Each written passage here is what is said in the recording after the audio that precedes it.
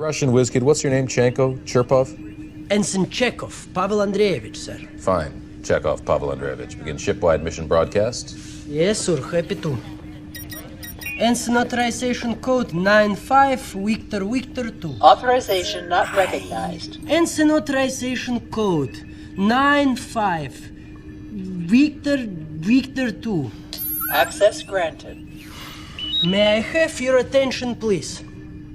At 2200 hours, telemetry detected an anomaly in the neutral zone.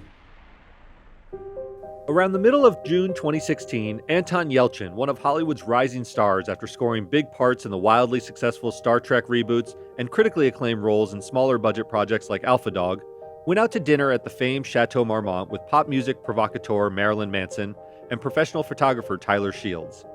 Yelchin was really starting to hit his stride, and his career was rolling after banking big paychecks for portraying teenage navigator of the USS Enterprise in the recent Star Trek trilogy, and as a young Kyle Reese in Terminator Salvation.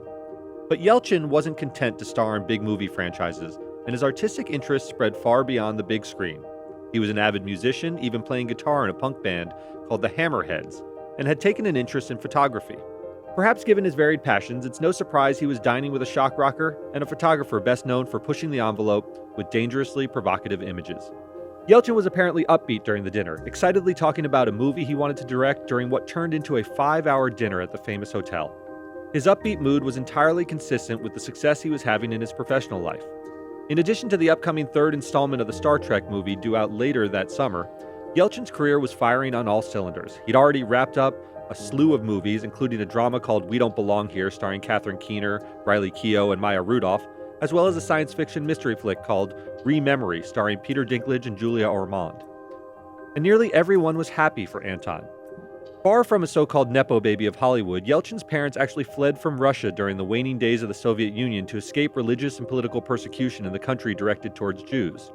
His parents were former pair figure skaters who rose to prominence in Russia as stars of the Leningrad Ice Ballet, but the Soviet authorities prohibited them from participating in the 1972 Olympics.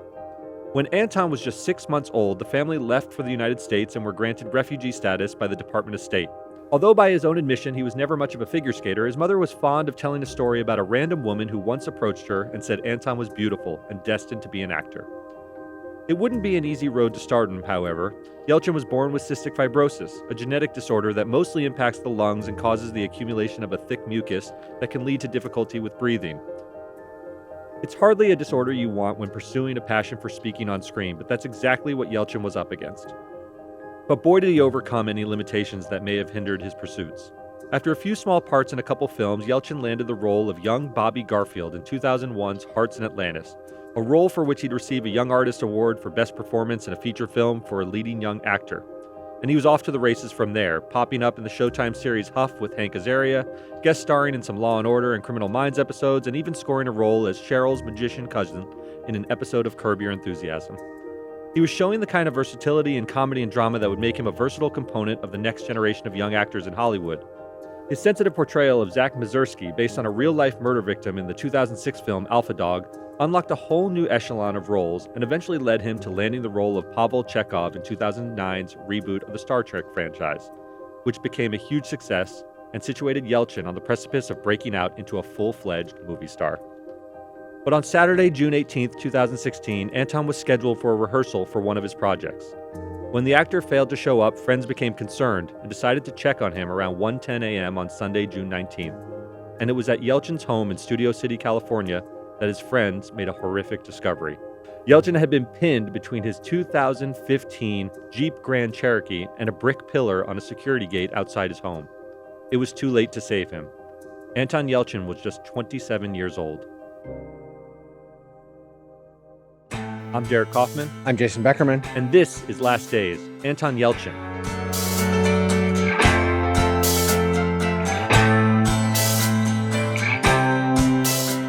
The coroner ruled Yelchin's death was a result of accidental blunt traumatic asphyxiation, which essentially means the impact of pinning his body between the brick pillar of the security gate and the 5,000-pound SUV deprived him of the ability to breathe. There was no mystery about what caused this healthy 27-year-old man to die. The only unanswered question was exactly how it happened. An investigation of the scene started to paint a picture of what transpired during Yelchin's final moments.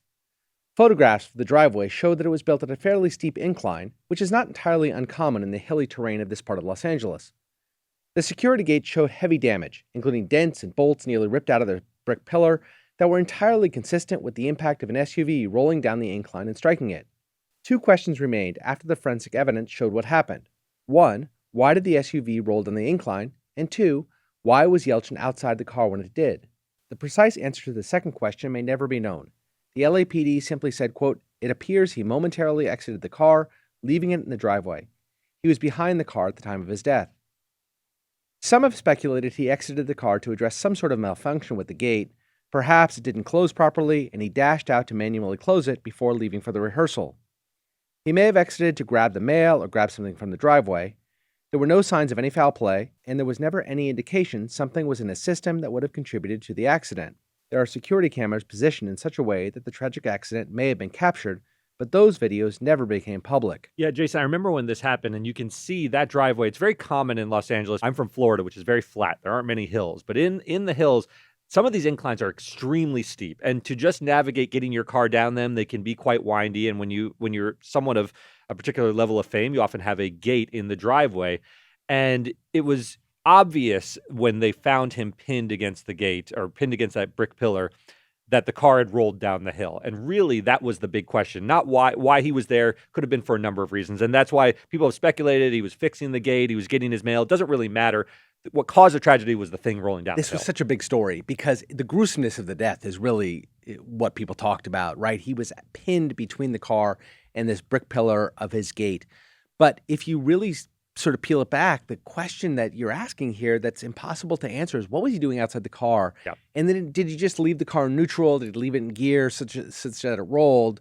We're going to talk a little bit about that, but it really is the gruesomeness of what happened to him. He was such a bright young star on the come up for sure, and it was truly tragic. And it was for somebody who was just on the come up, as I said, it was a story that overtook the news for a little while because of the horrificness of what happened. Yeah, he wasn't a troubled actor. He wasn't beleaguered by drug addiction, and he wasn't. In fact, really he had come from nothing, and he was coming up, and everybody loved him. And the stories we're going to talk about him a little bit. He was really well liked, and it was such a tragedy. It was very, very sad. But that first question, why did the SUV roll down the incline, would become an intense focus of the investigation and subsequent litigation.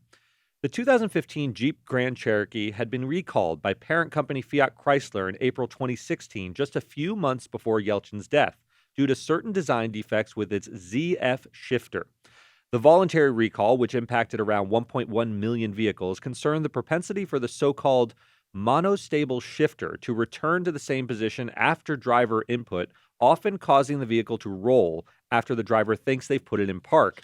And you can imagine this being a key piece of evidence that if it had this particular defect, that a driver thinks they've put the car in park and it slips and becomes mobile again, where the wheels can turn, that could lead to this. I want to talk for a second about what recalls are, right? Because, I've gotten these in the mail where you find out your car has been recalled. It doesn't mean the car has to go back. What it means is that the onus is typically on the driver to then, they've been notified there's something wrong with the vehicle. They now need to bring it into the local repair shop, make an appointment, and they will fix something. It could be something really, really small. It could be that the seat doesn't latch in place. It could be something that's not safety-oriented at all. This one really was. This was a safety issue that they were issuing the recall on. It does not appear to be an emergency recall, which is elevated to the point that you must bring it in. You can't drive the car.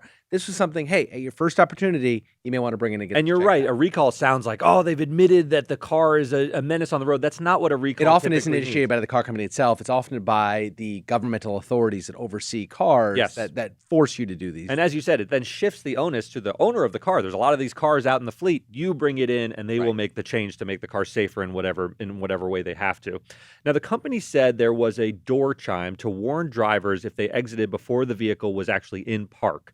but there had already been around 41 injuries due to the confusion with the shifter, leading the company to recall the vehicles in an abundance of caution. As Jason was pointing out, they saw enough problems reported about this particular thing. There were some injuries out there already, so they said, let's just do a recall to and fix they do this this to get in it. front of the issue and say to the government authorities, we're doing everything that we can. That's right. And in the wake of Yelchin's death, a spokesperson for Fiat Chrysler said the company planned to look into the accident, but emphasized that there had been no fatalities among the reported injuries from the shifter issue to that point.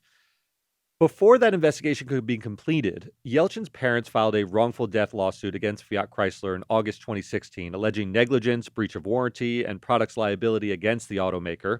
The optics were clearly in favor of the Yelchin family when this was filed. This was a beloved young actor killed as a result of a rolling vehicle fewer than 3 months after a recall involving a faulty park mechanism that had already resulted in 266 crashes, 308 reports of property damage, and those dozens of injuries that I mentioned. For its part, the dealership maintained that it was not responsible for the death, noting that it was possible the vehicle had been misused or modified in some manner.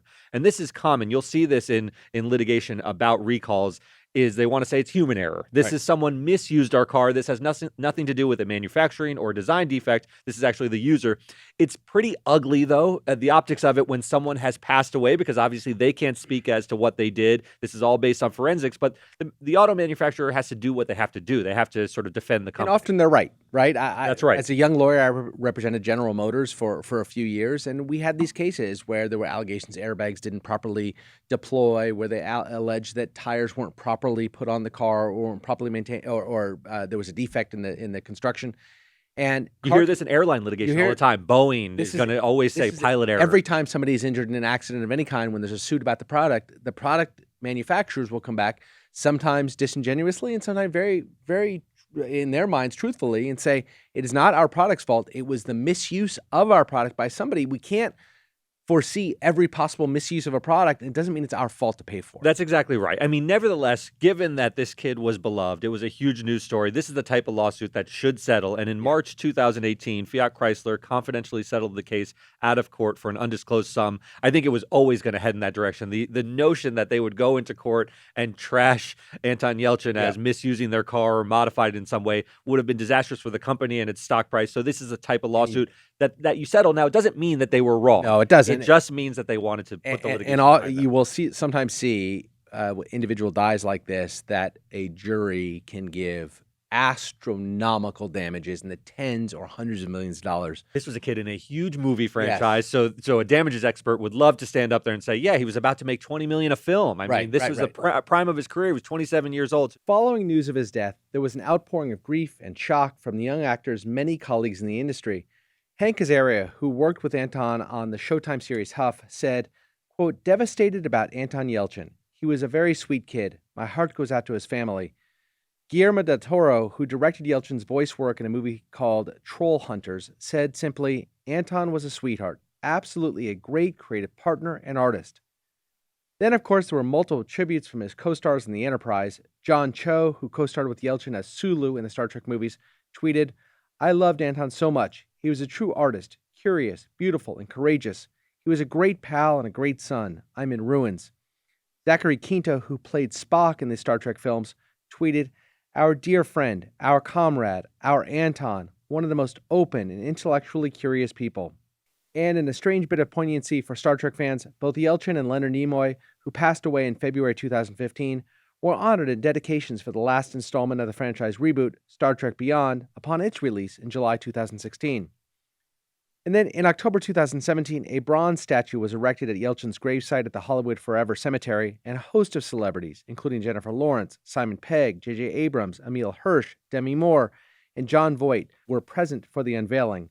Zoe Saldana gave a moving tribute to Yelchin. It is a bittersweet morning because, one, we're here with Anton. We're here for Anton, and two, he's not here with us. But it really alleviates my heart to know that we're going to keep him alive. We're going to keep all that he was full of, which was life. We're going to keep remembering that in hopes that by practicing all the things that he believed in and remembering all the love that he gave us and all the joy that he gave us, the short time that he was with us, that we're able to just keep him here with us. It's impossible to say with certainty how far Anton Yelchin could have risen in his career, but he was undoubtedly a rising star in the industry with the versatility to have a long and very special career. There was an inherent sweetness and openness to his face that really invited viewers in and made you root for him. Early in his career, he showed up in an episode of Curb Your Enthusiasm that I mentioned earlier, in which he played Cheryl's cousin and a self-described magician. Here he is going toe-to-toe with Larry David. This is your card. Okay. You listen to me, Superman. I want that trick. No can do. I apologize. I just can't do anything. You're not a magician. You're not a magician either, Stuart. I am. And Jason, you know, you love this show. I love this show, and I've always loved this scene. Yelchin was just 15 years old in it. He's wearing Superman pajamas in the scene, and he's sparring with just one of the most legendary comedians in television history, and really holding his own with Larry David, who a lot of the show is improvisational, and he understood the rhythms of comedy, including those subtle nuances of what's going on, and knows how to play the scene in a perfectly deadpan manner. This scene got a lot of play after he died, and everybody was going back and looking at what he had done because his career was relatively short. And this was brought up, and I had seen the scene. I was familiar with the scene, but had no idea it was the guy from Star Trek. And yeah, he goes toe-to-toe with Larry. And to your point about improvisation, these were not scripted lines. These were things that he knew where the bit was supposed to go, and he held it together and was great with him. Yeah, incredible at 15. But it was clear from an early point in time that Yelchin had big dramatic ambitions and the acting chops to really pursue that path with more serious projects. And his role in Alpha Dog is probably the best example of this. He played a character named Zach Mazursky, who was based on a real-life murder victim. And the part was, to put it simply and mildly, complicated. His real-life inspiration was a kid named Nicholas Markowitz, who was related to a character indebted to a former friend turned rival over a drug deal. And Nicholas was basically leveraged to get his brother to pay back a drug debt, but over the course of the movie, he ends up hanging out with his abductors, attending parties, and having just the time of his life. Sort of a mixture between a taut thriller with an overhang of dread because Nicholas is in more danger than he realizes. And it's also this coming-of-age story about a teenager who's partying with some bad but very exciting kids. And Nicholas does end up getting murdered in a senseless act of violence at the end of the film, and it's Yelchin's endearing performance that makes the moment so heartbreakingly poignant in this final scene where he's literally just begging for his life. Shoot it! All right! All right! You never seen it again! I swear! Hey, look, little man, you gotta calm down, all right? Okay? Okay. Everybody's nervous, all right? Shh. Okay? Okay. Okay? All right. Everything's okay. Okay. All right? Frank. What's the date for, Frankie? I would never hurt you, Zachy, all right? Okay. But I'm gonna have to tape you up. So give me your hands. Okay. Everything's gonna be all right. Hey, I'm your boy. I know. And Jason, it's a very powerful scene, and Yelchin's commitment to the terror in the moment, they sort of hike him up to a remote outpost in sort of like a desert mountain hiking trail. He knows it's coming. And he knows it's coming. Yeah. And he's begging these people not to go through with this final act because they've been hanging out with him for the whole movie. Hey, I'm a friend of yours. I won't rat you guys out. He's saying everything he can.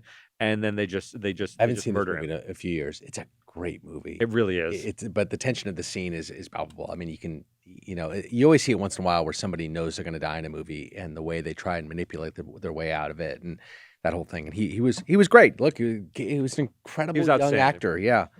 And then, of course, Yelchin scored the role of teenage navigator Pavel Chekhov in the Star Trek reboot and a young Kyle Reese in Terminator Salvation. What's interesting about these roles is that Yelchin was able to step into the shoes of two iconic characters and pull off the tricky task of honoring his predecessors while still adding his fresh take. It's not an easy thing to pull off because diehard fans have deep loyalties to the original characters. Walter Koenig, who played the original Pavel Chekhov, had nothing but kind words to say about Yelchin's performance, even remarking on his faithful recreation of Koenig's original Russian accent from the TV show, despite having the background to do a more authentic rendition. I would not have felt in any way slighted if he had not chosen to try to replicate the dialect, which was evidently inaccurate from all accounts, mine. but it was certainly a compliment that he did so. I always thought this was interesting because Walter Koenig wasn't really Russian, but made the Russian accent. Anton Yelchin was Russian, Right. but the way he is imitating the old version of the show is really an homage. Yeah, it's a good point because he certainly, everybody can make fun of their parents, so he could have done their Russian accent, but he didn't. He did a fake Russian accent because he was mimicking the person who had done the fake Russian accent before that. Yeah, right? and it was brilliant. So we like to do a counterfactual to say what would have happened had the individual not passed away when they did.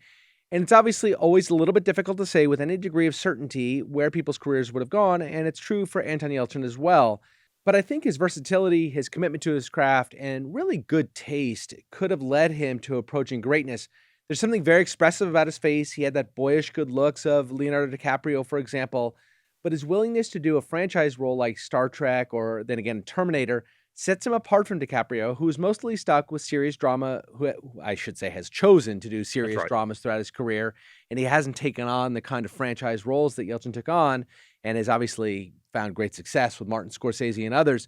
But Yelchin, he was very good looking and had real dramatic movie chops. He stood out, I think, above some of the others he was cast with in the Star Trek movies and Alpha Dog as well. I want to present maybe a comparison that I think is somewhat apt, and you're familiar with this guy, someone like Tom Holland, who has sort of nimbly navigated the world of superhero franchises. He's put on the Spidey suit whenever he needs a blockbuster or a payday, but he's also continuing to challenge himself with some dramatic, edgy roles. He's done movies like Cherry and Chaos Walking, where he's trying to expand his repertoire as an actor. But he hasn't had the acclaimed role yet in a drama like. He doesn't have an Alpha Dog. Right, he doesn't have an Alpha Dog. Yelchin his performance in that movie was highly acclaimed. Look, I think Tom Holland's a phenomenal actor. He just hasn't quite gotten the role yet, so I like the comparison. Yeah. And yeah, he was truly special, and we can only imagine what his career might have become, but for the accident. It's an extremely sad story. And a few years after his death, Yelchin's parents, Irina and Victor, released a documentary about their son called Love and Tosha.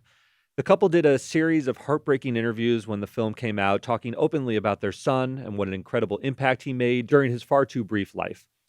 And so I thought it only fitting to give his parents the final word. It came from his cards and letters what he wrote to Irina and me, and he always signed it, Love and Tosha. It's perfect because it's love from Anton, his love to the film, his love to photography, his love to people, his love to life.